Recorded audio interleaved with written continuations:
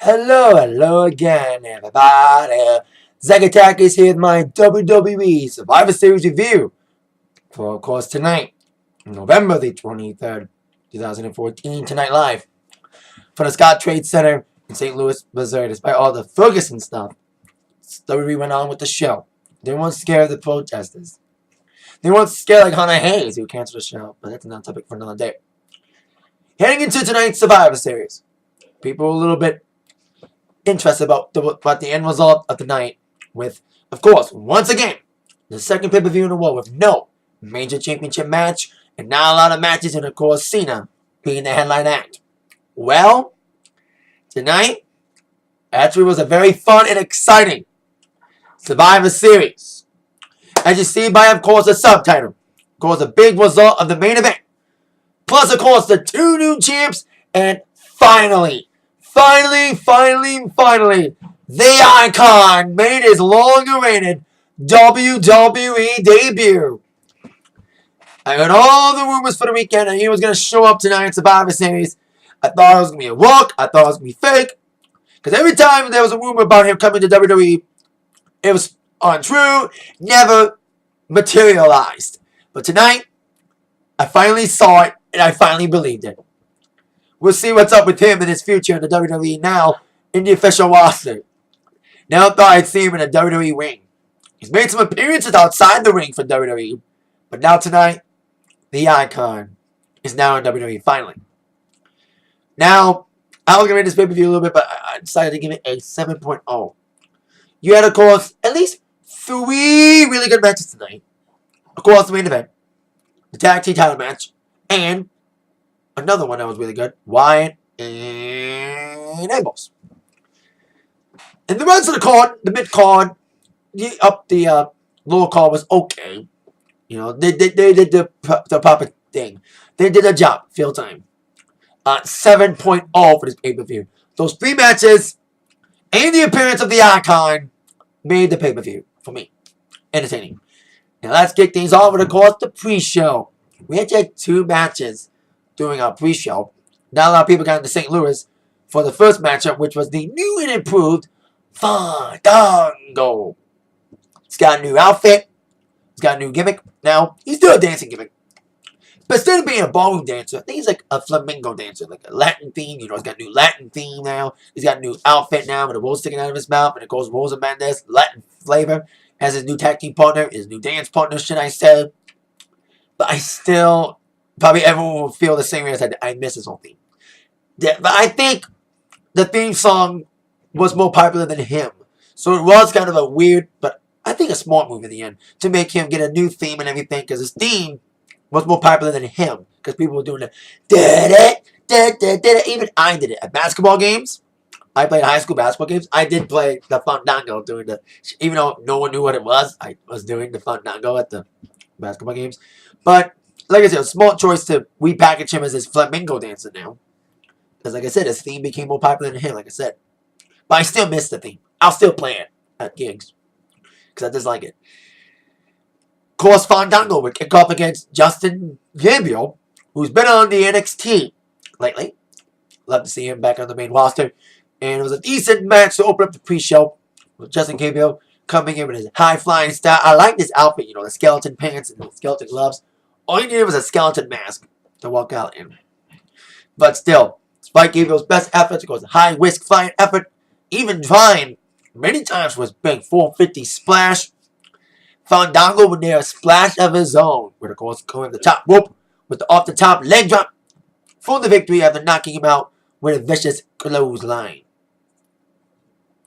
In a big move to set up for the off-the-top rope leg drop and the victory for Fandango. 2.0 this match. Okay, match to open up the pre-show matches. Then after that, we had, of course, a segment.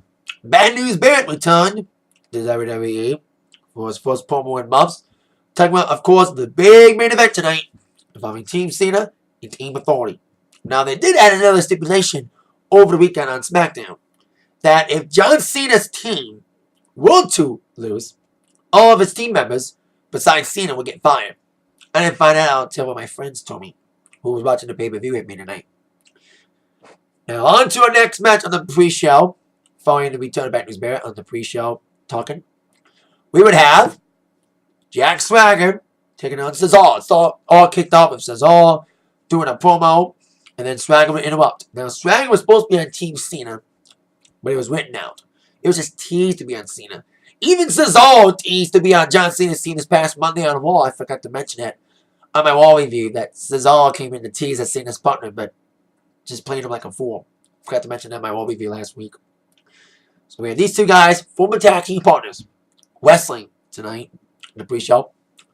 Decent matchup. I love Cesaro and applauding his ability in the ring. Really good wrestler. Just wish he got a bigger push. He looked really good against Swagger tonight. He was put in the victory lock once early in the matchup, but he got quickly out of it. And of course, Cesaro tried for his big move. Decent little matchup. Very athletic, grappling, wrestling match between these two guys, because these guys are just very athletic. You know, they got amateur backgrounds, especially Swagger. You know, being an all-American American. They don't call him that anymore. The all-American American. Just call him the real American. You know, we the people. And he, the Swagger, got the victory after putting Cesaro one more time in the Patriot Lock, making him tap out to it. So there you go. We would end the pre-show, by the way, another 2.0 for that match as well. We would end the pre-show with the arrival of Vince McMahon, who would, of course, kick off the show by arriving and having the Authority in the ring, of course, Triple H and Stephanie, and John Cena in the ring. Adding one more piece of business. One more added stipulation besides the stipulation I just mentioned that got added was if Cena's team were lost, were to lose, they would all get fired but Cena. All the other members. But Vince added one other step. Last second is that, actually two little steps, the Triple H and Stephanie's like, oh, even if you lose power on the shows, we're still COO, and she's still an executive. They're all still executives. And he can still run WWE from the offices of Stanford. A little tongue twister there. But Vince is like, if you lose, you have no power anywhere. No power on Raw, no power on SmackDown, and no power in the office. And the only way you can be brought back into the fold is if John Cena lets you. He gave John Cena power to let the Authority come back if they were to lose tonight. So there you go with that little scenario. To kick off the show, with that segment, we would have the in-ring action kickoff with the tag team title match. Fatal 4-way for the tag team titles. We would, of course, have Star and Goldust defending their titles against Los Matadores, the Usos, and Miz and Mizdow. Now, the tag team division, like you can tell, the division's weak when you have Los Matadores in a tag team title match, and the Usos fighting again. At least they add Miz and Mizdow to the mix. Can I just put the Ascension on the tag team roster, the main roster now, please, and just have the Ascension one rough shot over the roster? I've been saying that for months about the Ascension coming in. They will come in eventually, of course. Former NXT Tag Team Champions. It's just a matter of time before they come in. And they'll be dominant when they do come in the main roster. When? It's a matter of time. So, open up, very athletic, very fast-paced tag team title match. Basically, of course, the Los Matadores were the ones getting isolated in the corner most of the time, as Golden Stardust dominated most of the matchup, but the other teams did get involved in like other weeks. Of course, the continuing saga between Miz and Mizdow continued, with Mizdow getting tagged in at least twice and getting blind tagged out by either Miz or even Stardust even blind tagged himself back in. Who has new face paint? Instead of a black star on the center, he has a red star. It's like red all over, but it's red and gold, not black and gold. Trying to fully separate himself from Goldust, who's also black and gold. And I love when Stardust said, you don't want Santa, because the crowd, once again, like they've been doing for the last couple of weeks, chanting, we want Mizdow. And I love when Stardust said, you don't want Mizdow, you want Stardust. I did love that reaction. And of course, midway towards the end of the matchup, very, very fast-paced matchup. Very good fatal 4-way, you know. Could have been like a clusterfuck, but still. With a lot of teams in there, but still. Had very good action. Los Matadores looked interesting in this matchup. I'll give Los Matadores credit. I'll give Primo and Diego and Fernando credit for at least stepping out here. You know, they looked decent in the matchup. Okay, decent in this matchup, despite the fact I think they should never get a tag team title shot ever again. Of course, El Torito get involved. And of course, all the big flying was like the Usos started flying. Everyone started flying. Like the last 5 minutes was like full chaos. Like, everyone was just coming in big finishes. Miz came in with some big moves. Usos came in with some big super kicks. And of course, the double splash in the corners. And it was just chaotic for the last 5 minutes. Everyone was flying off the top rope. And then bang. And all of a sudden, as Goldust was taken out by Usos, taking him out, and there was a cool Tower of Doom spot with Los Matadores and Gold and Stardust. And then here comes the ending after that cool Tower of Doom spot with those 4 guys. Goldust was going to get pinned by Miz. And then Mizdow kind of got back at Miz. He blind tagged himself in. Mizdow got the pin and the win as Miz and Mizdow became the new tag team champions. Now, I said this a few months ago that I said on one of my reviews, I forgot what it was, if it was like pay-per-view review or wall review, I said, wouldn't it be funny if Mizdow would actually win a championship for Miz and claim that he won it?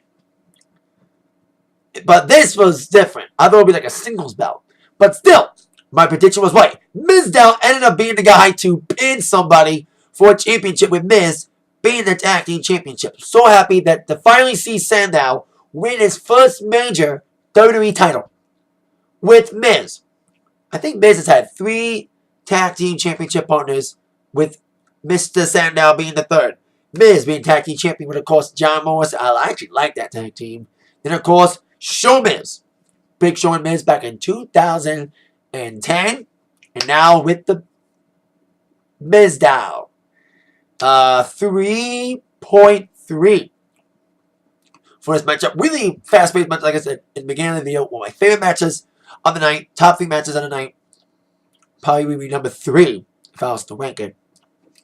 So there you go. Miz and Mizdow, new tag team champions with Mizdow getting the pin. And hopefully, like I said for the last couple weeks, I hope that this whole Mizdow thing would finally get him to get a big push again. And boy, oh boy, is this the catalyst for him being a tag team champion with Miz. And him getting the pin. Speaking of making predictions, I've been making predictions for the last couple weeks on my reviews that there would be a Divas Survivor Series traditional Survivor Series match. There's always a traditional Divas Survivor Series match. There always is. And like all the matches on this card, last minute edition. So, it was 4-on-4 traditional Survivor Series Divas match with Paige teaming up with Summer Rae, Layla, and Cameron to take on the team of Natalya, Alicia Fox, Emma, and Natalya, Naomi, Emma, and Alicia Fox were the opponents in this matchup. And it was probably one of the longest Divas matches I've seen in a while. It was okay. Let me say this. I'll just cut to the chase. Clean sweep. Clean sweep for Team Fox, as they would call it. Alicia Fox eliminating everybody, with Cameron being the first one eliminated by Naomi after a roll-up pin. Then Alicia Fox would kick the hell out of Layla, take her out of the match with a pin following a backbreaker. Then Summer Rae got in, or got out, should I say, by going to the Emma lock, leaving Paige all by herself. I do feel bad for Paige in this case. That Paige went from being a former Divas champion, 2-time Divas champion, and being in a Survivor Series match and getting clean swept, her team getting swept out. Now, I also predicted that if they were to have a traditional Survivor Series Divas match, that Paige would be in it. I did predict that, and I was right on that. So, there you go. I was right on that, at least. 1.5 for this match. Like I said, I just didn't like it was a clean sweep. They should have had more. I can understand why they did a clean sweep, but still, they should have had at least had let it be evenly matched, kind of like the main event. But still, clean sweep for Team Fox, and I was sad that at least Paige was the last one standing, but I'm sad that she was the last one out. She went from being a Divas champion to being knocked out of a Survivor Series match. Clean swept. Now, in my mind, the best match of the night. Bray Wyatt against Dean Ambrose. The feud's been hyping up for weeks. And it got intense tonight. And this was not a wrestling match. This was a fucking brawl. These two guys just tore it up tonight. Like, Dean Ambrose has had some excellent matches lately with Seth Rollins. And, of course, the Hell in a Cell match. Which, of course, we all know Bray Wyatt kind of spoiled the ending by coming in and not giving the Rollins and Ambrose feud a definite finish. A screwy finish of their feud. Speaking of screwy finishes, this match was just intense. Like I said, these two guys were just brawling and just beating the crap out of each other in this match tonight. It was just there's some good spots in this matchup, especially when Bray Wyatt delivered that nasty clothesline on Dean Ambrose. Like these two guys was just tearing it up. Like I said, it was a very back and forth action. They brawled on the outside, and it was just crazy. Like it was big superplex moves, and I think Dean was set up a few times for Sister Abigail. I think he nailed Sister Abigail. Mr. Ambrose got nailed with it by Mr. Wyatt. And then maybe towards the end of the match, came when Mr. Bray Wyatt got the microphone. He's like, hey, Dean, you could have warned me, man. We see each other, man. We need each other, what have you. He's like a little creepy promo like he always does. And he's like, join me. You should have joined me, Dean. But too late. And then he grabbed a couple chairs. And then Dean got a chair. And Dean nailed Bray Wyatt with the chair, causing disqualification. Now, I said this as well on one of my reviews. I predicted that. Now, I knew that Bray Wyatt and Dean Ambrose were going to have a match in Survivor Series. But I thought they were going to be in a Survivor Series match. At least in their own Survivor Series match. Or be part of Team Cena and Team Authority. To set up their feud more, hype it up more. For a possible singles match. In a stipulation match at TLC. Then when they added this match to Survivor Series, I was like, it's going to end in DQ or count out. Because it's going to tease the match with a stipulation at TLC. Well, the post-match festivities teased that match to perfection. After the chair shots, the post-match festivities were just chaotic. Lunatic Fringe, Dean Ambrose after giving a valiant fight. The Bray Wyatt comes up the cube with the chair. And also, he just grabbed every chair possible. He just threw like a bunch of chairs in the ring. And then he grabbed a table. Grabbed the table.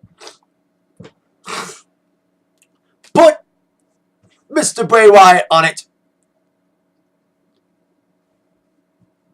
And then he would deliver a big elbow from up the top rope through the table and put all the chairs on top of the fallen Bray Wyatt, then grabbing a ladder and climbing on top of it upon a fallen Bray Wyatt. And it was found out later on in the evening that it is official that my prediction was right. That Bray Wyatt and Dean Ambrose will face off again. Since this was DQ, the feud will continue at TLC in a tables, ladders, and chairs match. Now, here's my question.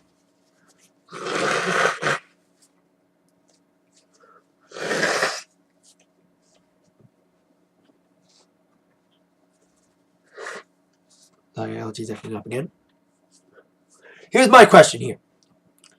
Tables, ladders, and chairs match usually involve a championship. You have to climb the ladder to get the belt.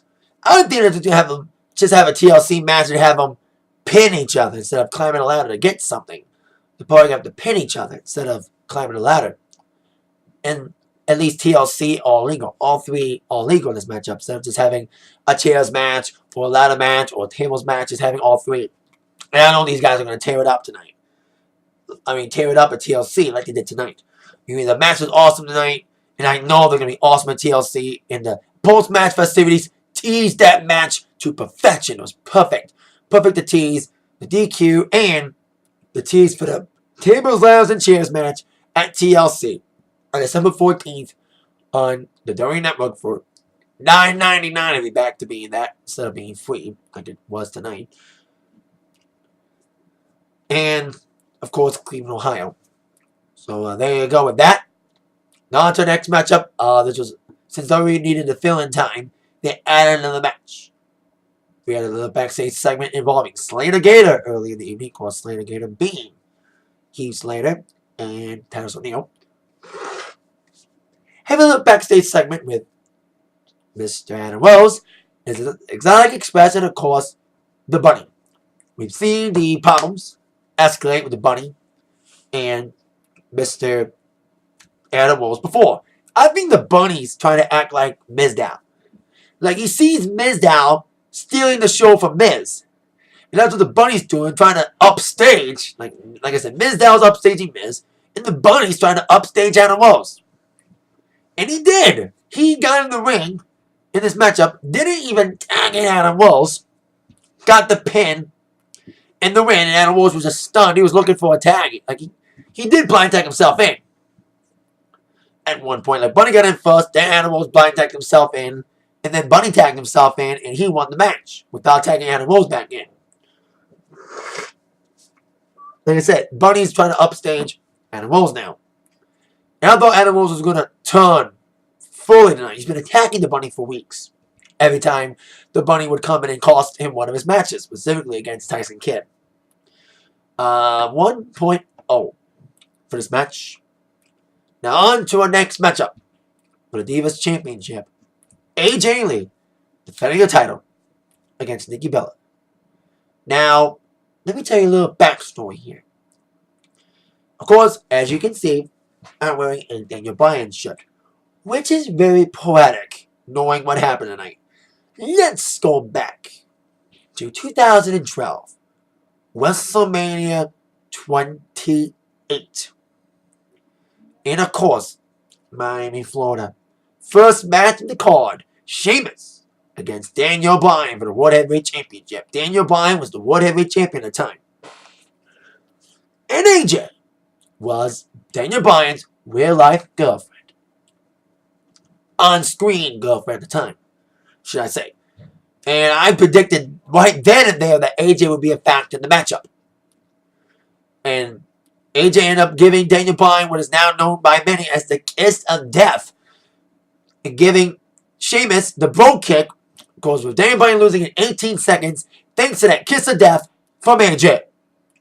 Now let's fast forward to right now. This matchup, right here and there.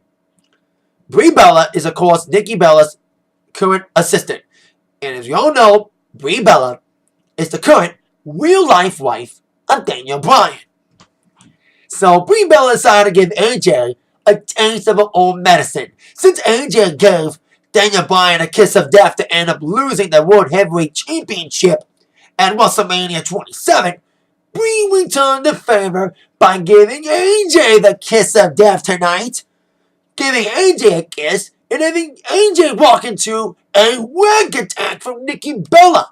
With AJ losing the Divas Championship tonight to Nikki Bella thanks to AJ getting the kiss of death from Brie Bella, a turnaround from when AJ gave Daniel Bryan the kiss of death, coming from Daniel Bryan's real-life wife.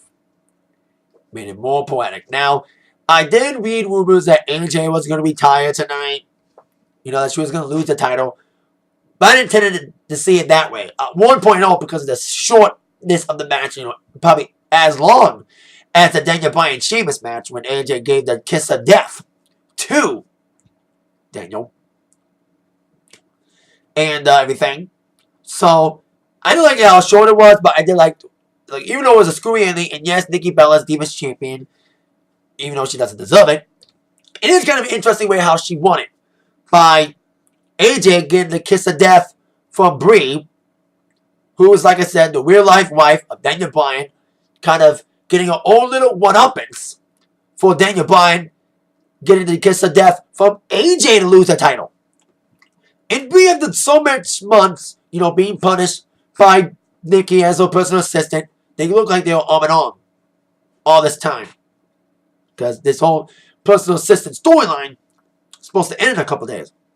But now with Brie helping Nikki win, this could lead to something more. They could be heels again. You know, they like the little turmoil the rivalry may be over.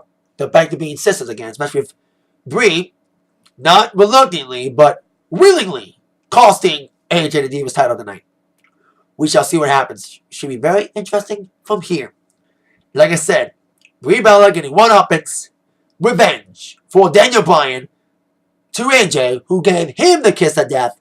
Now it's Brie giving AJ the kiss of death to lose the title, like I said. Now on to our main event tonight. Before we get to that, we did see Roman Reigns appear tonight. Now, there's been a lot of rumors about when Roman Reigns was going to return. Daniel Bryan may come back in Royal Rumble, as we may have heard in the last couple of weeks. And that's what we were originally thinking, that Roman Reigns was going to come back in Royal Rumble. But now it appears that Roman Reigns may come back at or before TLC. Because he said at the end of his interview, by this time next month, I'll be back. So it looks like Roman Reigns may return a little bit early. By TLC or at TLC. We shall see when. We should find out more details later. Now on to a main event. Team Cena against Team Authority. The lineups have switched back and forth. And of course, the final lineups for tonight. Team Cena, comprising of course John Cena, Dolph Ziggler, Big Show, Luke Harper's former tag team partner Eric Rowan, and Ryback to take on Team Authority, led by Seth Rollins, Kane, Mark Henry, Rusev, and Mr. Luke Harper. Of course, the new IC champion with Rusev being US champion. Now, we begin the match with Big Show and Mark Henry. Triple H and Stephanie were at ringside, of course, watching the proceedings, knowing their careers as the Authority and their power was on the line. They got on the apron trying to motivate everybody, specifically motivate Mark Henry. It's like, Mark Henry, you ready? Yeah, you ready? Yeah, Mark Henry, turn around. Bam! KO punch from the Big Show. 1, 2, 3. Mark Henry was the first eliminated just like that. With the quick KO punch from the Big Show. That was interesting to see the first elimination in like 10 seconds into the matchup. Especially if the Triple H and Stephanie trying to motivate Mark Henry, only for him to walk into the KO. So already, the numbers were already against the Authority. Already down one guy, 5 against 4, in this traditional Survivor Series match. Then, of course, chaos would ensue. And all the guys would get in. Of course, Cena never got in much till later on in the matchup, though. As every guy had a chance to get in, but of course, Wyatt got in there. Started wanting roughhouse everybody. Especially Rusev was the one he was targeting on. Even delivering Mizdow clothesline to Rusev at one point. And even setting up for the shell shock. But then all the Team Cena and Team Authority came in for a big brawl. And with the brawl on the outside, the referee's distracted. They gave Rollins the opportunity to come in from behind, attack right back with the curb stomp, and taking advantage of that situation, Rusev would pin right back, 1, 2, 3, with the chaos going on. Rusev benefited from the referee's distraction from the chaos outside the ring to pin right back after help from Mr. Rollins, making it even again, 4 on 4. Now, I knew to myself when it came to Rusev. Rusev, as we all know, is undefeated right now. He's US champion. He's never been pinned or submitted. So when I found out that Rusev was in this match, I was like, there's no way. If Rusev gets eliminated, there's no way he's going to get pinned in this match. He's not going to get submitted in this match. They're not going to have Rusev get his first ever loss, pin or submission-wise, in a Survivor Series match.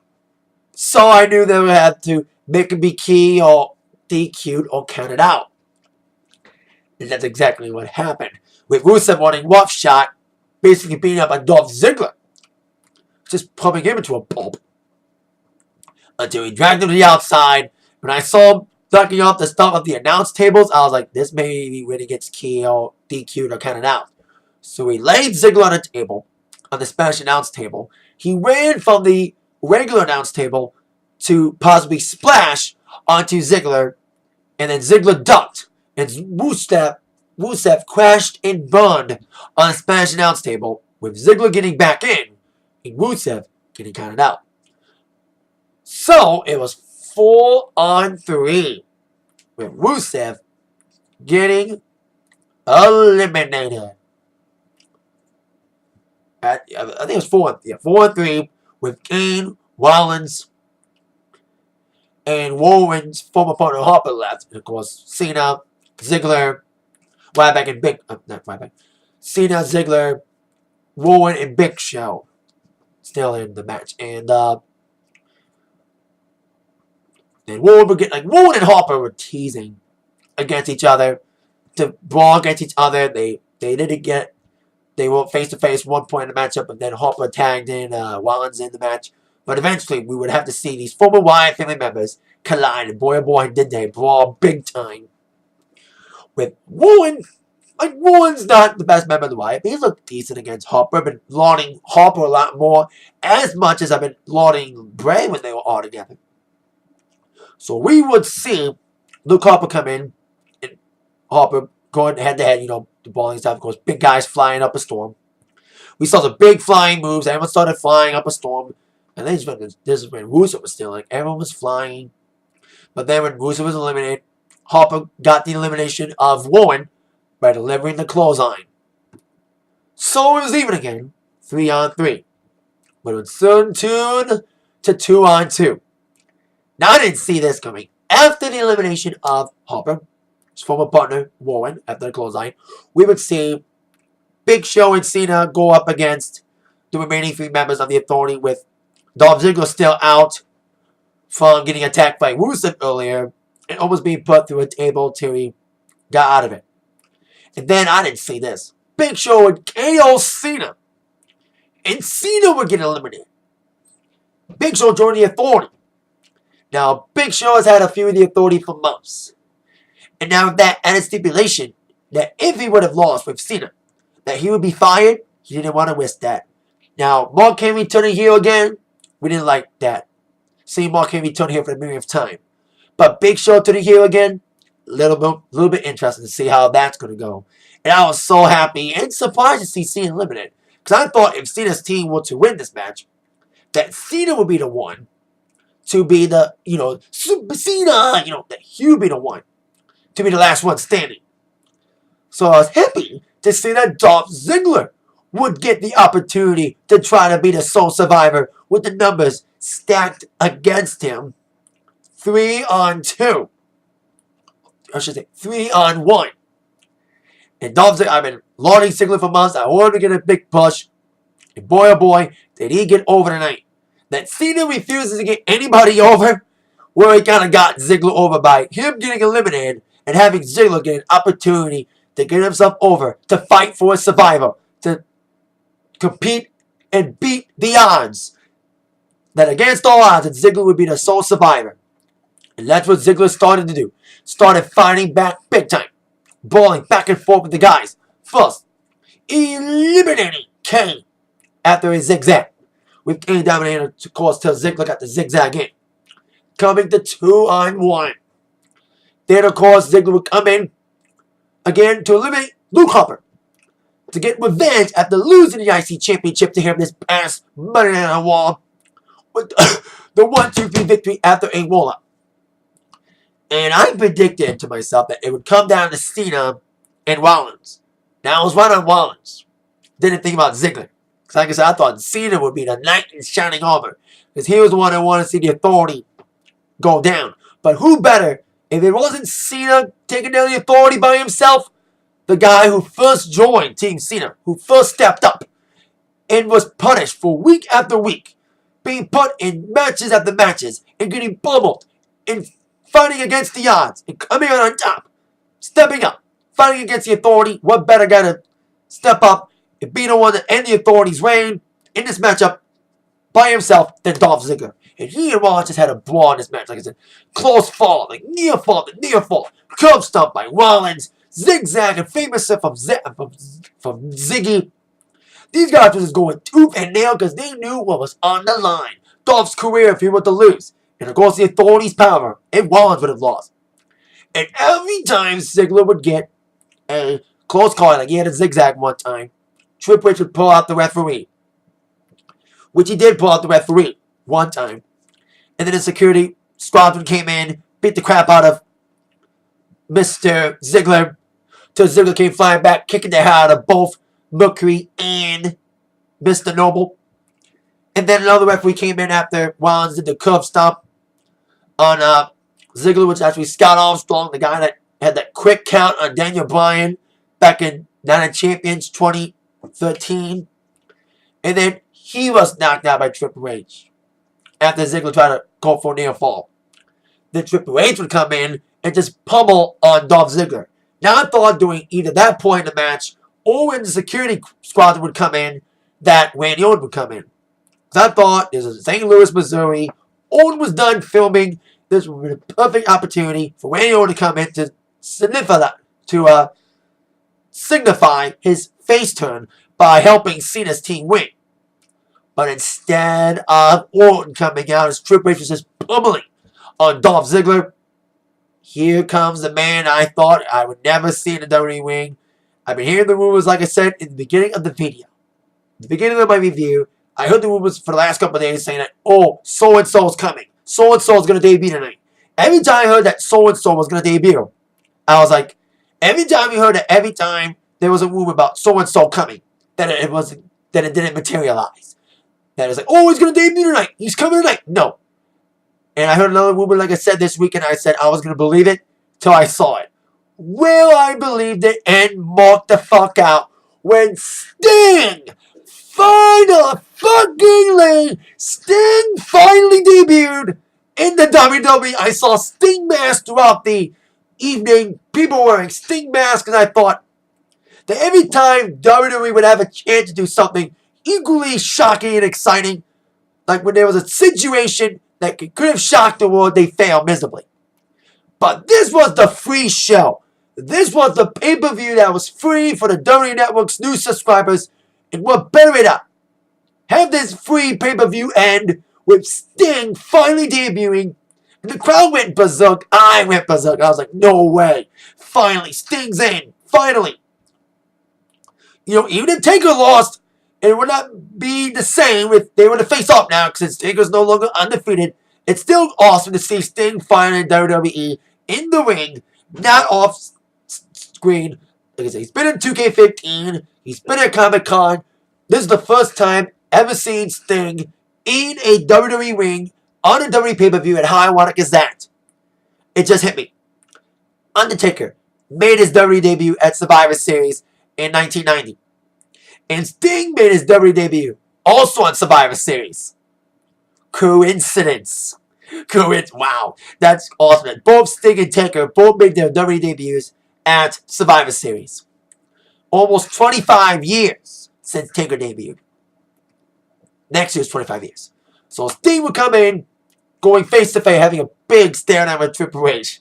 And I was chanting, this is awesome. The fans were chanting it too. And then Sting would punch Triple H, set him up for the Scorpion Deathlock, and Seth Rollins was laying upon a prone Dolph Ziggler because Triple H laid Seth Rollins on top of Ziggler after Triple H pedigreed him before Sting came in to help. Then Sting would lift Dolph Ziggler up, put him on top of a fallen Seth Rollins. Another referee would come in. 1, 2, 3. The Authority lost. And Dolph Ziggler became the sole survivor. I was happy that it wasn't Cena the sole survivor. I was happy that Dolph Ziggler was the one that was down 3-1 and fought the odds. And I was happy that Ziggler got over. But the help of Cena getting himself eliminated, and Sting coming in and lifting Dolph Ziggler to pin Seth Rollins. So both those guys got Dolph Ziggler over tonight. And helped the Authority lose. Now, many people thought that the Authority, when they added that stipulation that the remaining members of Team Cena would be fired if Team Cena were to lose, maybe people say, oh, predictable, Cena's going to win. But it ended up being a fun Survivor Series match. Especially seeing fucking Sting showing up. 4.0. It was a fun Survivor Series match. It was a fun traditional matchup. Very chaotic, very shocking. To see Sting finally in the company and coming in with an impact. Now I think he'll be the figurehead. That's why I was watching this event with my dad and my friend. And I told him, if Sting does debut tonight, what if he becomes the big figurehead? What if he's the one that takes over for the Authority if they lose tonight? since Sting was a general manager on Impact. We'll see who gets named the new power, the new figurehead tomorrow on Raw. Gonna have to miss Raw tomorrow. Because I'm gonna see, I'm going to a football game tomorrow. Here in Detroit, the Buffalo Bills and the Jets are playing in Detroit since Buffalo's stadium got snowed out. And there was free tickets. Took me a long time to get them, but I got those free tickets to see the Buffalo Bills and Jets game. Hey, I haven't been to a football game before. Even though the two sucky football teams, the game is free. I haven't been to a football game before. A pro football game. So an opportunity to go for free. So I'm going to miss Raw tomorrow night. Of all Raws to miss, it's going to be this one. The Raw of the Survivor Series with the Authority gone and Sting. We're going to DVR it. But I'm not going to watch it live. So probably no Raw review tomorrow. Because by the time I get home, it'd be like midnight. So, there you go. But still, epic Survivor Series tonight. Especially with the two new champs, Authority losing, and Sting finally debuting. And that is it for my Survivor Series review tonight. Once again, 7.0. The rating coming off the straight of the three great matches tonight. And off the debut, finally, of the icon known, the man called Sting. That is it. Thank you very much for watching that. My y'all been attacked by review from Zach. Thank you very much for watching. And in the humble words of Sting, oh! See ya.